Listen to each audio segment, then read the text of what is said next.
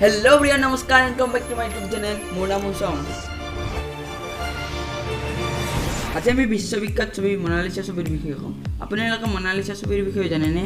Mona Lisa ছবি 16 শতিকাৰ বিখ্যাত চিত্ৰশিল্পী ইটালিয়ান লিওনাৰ্ডো দা ভিঞ্চিয়ে 1503 চনৰ পৰা 1507 চনৰ ভিতৰত ছবিখন সম্পূৰ্ণ কৰিছিল।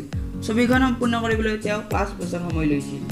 ছবিখনৰ দৈৰ্ঘ্য 77 সেন্টিমিটাৰ আৰু প্ৰস্থ 53 সেন্টিমিটাৰ। এই ছবিখন লিওনাৰ্ডো দা ভিঞ্চিয়ে তেওঁৰ নিজৰ অংকনশৈলী সুমেটা পদ্ধতি ব্যৱহাৰ কৰিছিল। ছবিখনত মোনালিসাৰ দেহটো খণ্ডিত কলৰ ওপৰত চিত্ৰিত হৈছে। মুখখন আছে দৰ্শকৰ ফালে, হাত দুখন ওপৰেকৈ এক বিশেষ ভংগী আছে। মোনালিসা ছবিৰ তিনিটা প্ৰধান বৈশিষ্ট্য দেখা পোৱা যায়। প্ৰথমতে ইটালিয়ান আৰ্ট আইৰে হাত দুখন অলংকৃত কৰা হৈছে। বাহু তথা হাতেৰে গঠিত ডিম্বাকৃতিৰ গড়ৰ দ্বাৰা নিম্নভাগৰ ছবিখন ছপোৱা হৈছিল। দ্বিতীয়তে ছবিখনৰ স্থলভাগ আৰু পাৰ্শ্বচিত্ৰৰ চমৎকাৰ। তৃতীয় আৰু সবাতোকৈ গুৰুত্বপূৰ্ণ বৈশিষ্ট্য হ'ল মোনালিসাৰ মুখৰ ৰহস্যময়ী সাহিত্য। এই সাহিত্যক লৈ মানুহৰ গৱেষণা জল্পনা কল্পনাৰ অন্ত নাই।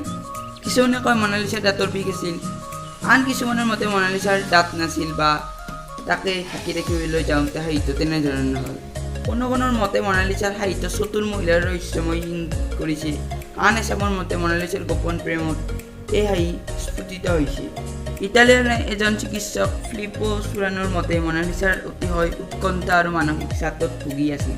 তদুপৰি ছবিখনত ফ্লোৰেন্সৰ এজন চৌকিবেগ ডেল জিঅ'কণ্ডৰ বৰ্তি মোনালিসা ছবি বুলি বহুতে ক'ব খোজে।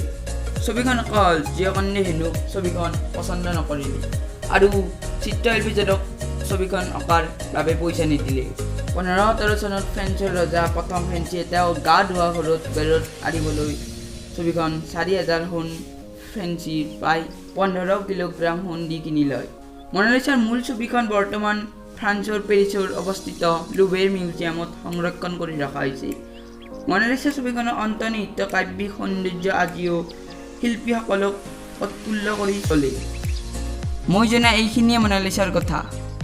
যদি ভিডিঅ'টো ভাল লাগিছে লাইক কৰিব, শ্বেয়াৰ কৰিব আৰু চেনেলটো ছাবস্ক্ৰাইব কৰিব।